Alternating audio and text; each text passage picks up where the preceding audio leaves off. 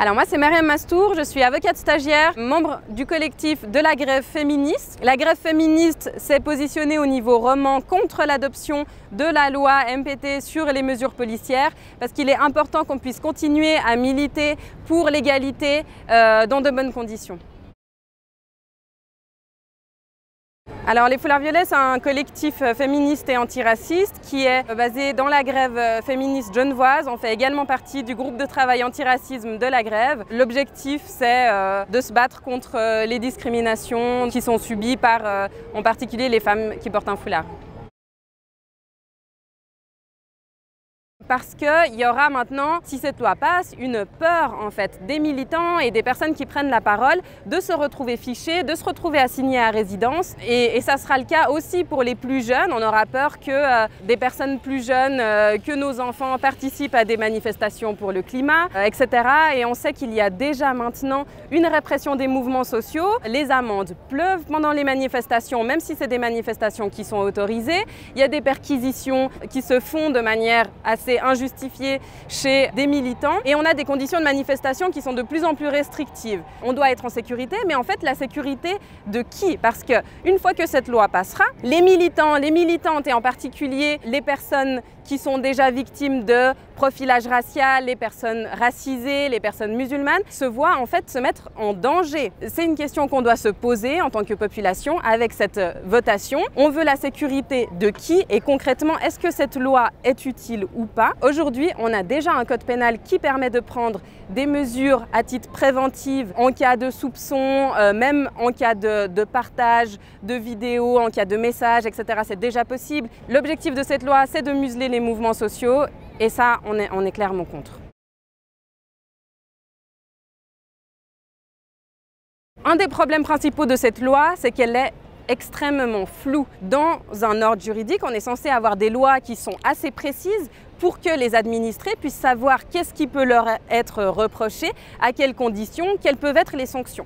Dans cette loi, on nous dit quelqu'un qui critique l'ordre établi peut être vu en tant que terroriste. Le terrorisme est expliqué en fait de manière extrêmement floue. Ça veut dire qu'aujourd'hui, on ne peut pas savoir qu'est-ce qui fait qu'on peut être un potentiel terroriste. Est-ce que le fait de parler de politique, de parler du climat, est-ce que le fait de pouvoir de dire qu'il faut faire des changements pour que les femmes aient plus de droits, pour que les personnes racisées aient plus de droits, pour que les personnes de classe sociale populaire aient plus de droits, est-ce que ça va rentrer dans le champ de potentiels terroristes? Certaines personnes disent que non, bien sûr, ça n'entrera pas là-dedans, mais on n'a aucune certitude. Et un état de droit, c'est un état dans lequel il y a des garanties pour les citoyens d'être protégés.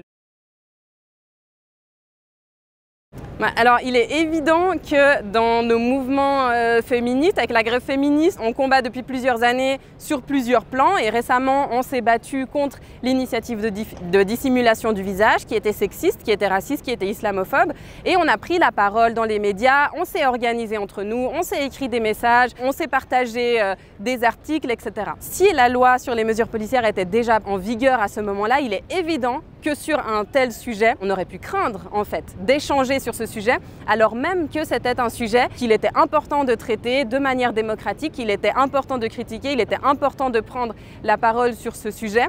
Mais si la loi passe, il est évident que tous les mouvements militants, tous les mouvements qui luttent pour les droits sociaux vont commencer à craindre à titre individuel et à titre collectif de notre sécurité.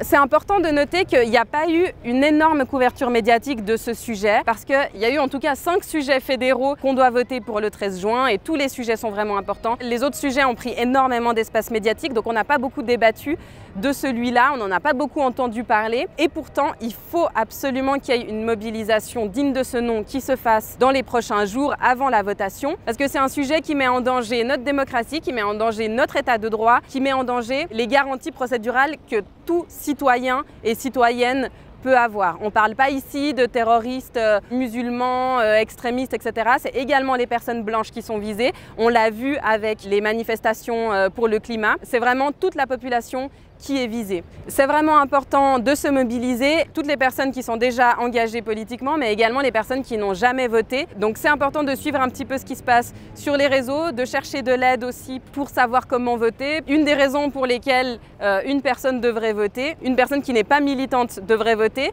c'est pour permettre aux personnes qui sont militantes de militer pour elles. Parce que si on veut des droits sociaux, il faut bien que des personnes se battent pour nous, même si nous on n'a pas les moyens ou l'envie de le faire.